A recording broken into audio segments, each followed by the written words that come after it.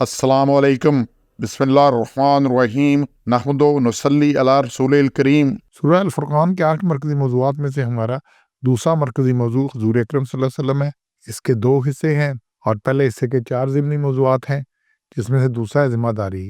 पहला नुक्ता है जी आयत नंबर 1 में से कि आपकी ज़िम्मेदारी क्या है? सारे जहानों को कुरान मजीद के साथ अज़ाब दोज़ख से डराएँ। पहली आयत में लियकून लिल आलमीन नज़ीरा, कि सारे जहान लिल आलमीन नज़ीरा, आप डराने वाले हैं सारे जहानों को।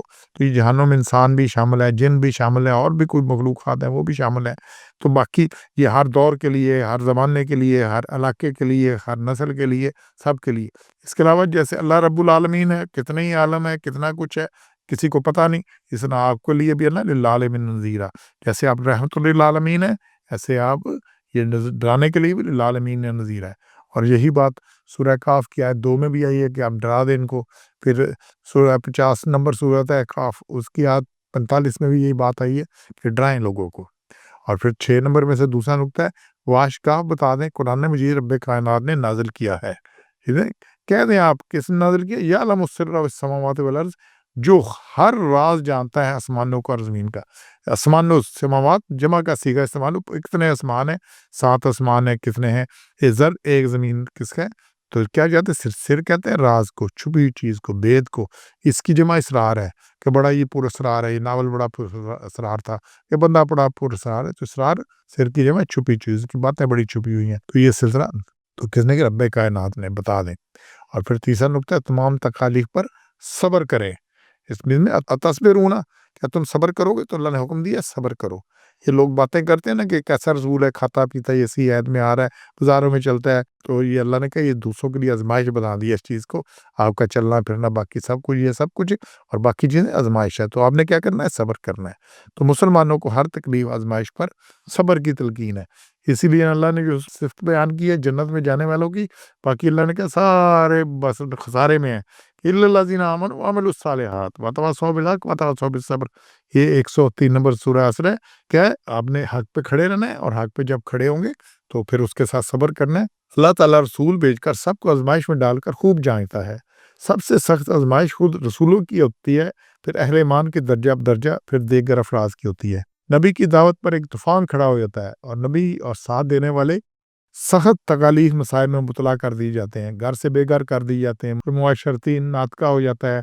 किसी ने हिजरत हबशा हुई, 2 दफ़ा हुई, पर मदीने को हिजरत हुई, शेब अबी तालिब में तंग बंद कर दिया गया।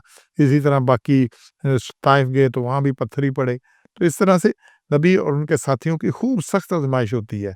और जो मक्का के 13 साल और मदीना के 10 साल जारी रही, ये आज़माइश कम नहीं हुई, एक के बाद आज़माइश, एक के बाद अल्लाह ने इब्राहीम को मैंने कई चीज़ों में तुम्हें आज़माया। उनको आग में डाल दिया गया, बाकी बेटे को सेवा करने की बात हुई, छोड़ के आने की बात हुई, बेआब हो गया जगह पे। तो अल्लाह नबियों को आज़माता है, इसी तरह बाकियों की आज़माइश होती है। इसी दौरान कई काफ़िर हुए और कई मुनाफिक ठहरे।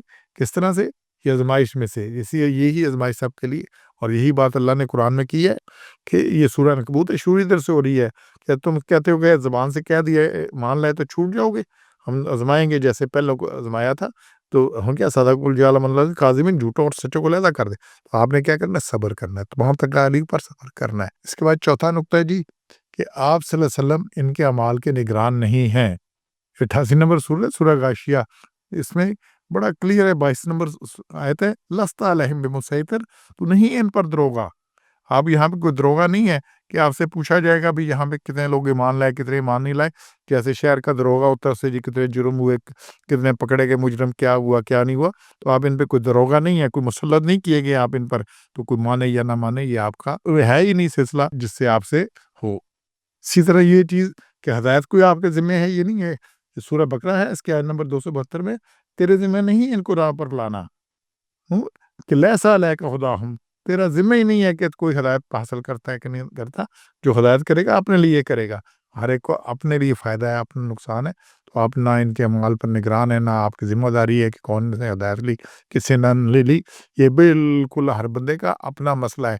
आज के दौर में भी ये जो है ना सिलसिला कि जी दुआएँ, जी हिदायत की दुआ करें, हिदायत की दुआ करें। हिदायत उसको मिलनी है जो इताअत करेगा, जो मानेगा। उसके लिए अल्लाह इंशाअल्लाह रास्ते खोलेगा। और ये अल्लाह ने अपने नबी की भी ज़िम्मेदारी निभाई कि वो लाज़मी तौर पर लोगों को हिदायत दें। اور یہاں پہ 56 میں وما ارسلناک الا مبشرا ونذیرا، ہم نے آپ کو بھیجا ہے کس لیے؟ خوشخبری دینے والا اور ڈرانے والا۔ جو آپ کی اطاعت کریں گے، اللہ کا حکم مانیں گے، آپ کے طریقے پر چلیں گے، ان کے لیے خوشخبری ہے جنت کی، جو مکمل اطاعت کریں گے، اور جو نہیں کریں گے وہ ڈر ہے، ان کو ڈرائیں اس چیز کا، دوزخ سے۔ باقی کس کو ہدایت ملتی ہے، کس نے کرنا ہے؟ تو کفار و مشرکین کے لیے نبی فقط بشیر و نذیر ہے، نہ انہیں راست پر آنے پر مجبور کر سکتا ہے، نہ ہی ایمان نہ لانے پر کچھ سزا دے سکتا ہے، نہ ہی کہ ضرور یہ ہدایت لے، ایسی ذمہ داری نہیں ہے، بلکہ ذمہ داری یہ ہے کہ لوگوں کے سامنے اسلام کی دعوت پیش کر دیں۔ البتہ جو لوگ ایمان لے آئیں ان کے لیے نبی صلی اللہ علیہ وسلم تعلیم، تربیت، تزکیہ نفس کرنا بھی نبی کی ذمہ داری میں شامل ہے، اور یہ قرآن میں بار بار چیز آئی ہے۔ یہ سورہ مائدہ کی آیت 67 اور 99 میں کیا آپ کا پیغام کیا ہے؟ بات کو پہنچا دینا، پہنچا دینا، تو یہی سلسلہ ہے، اور آپ نے پیغام پہنچا دیا۔ سبحان ربک رب العزت عما یصفون وسلام علی المرسلین والحمد للہ رب العالمین۔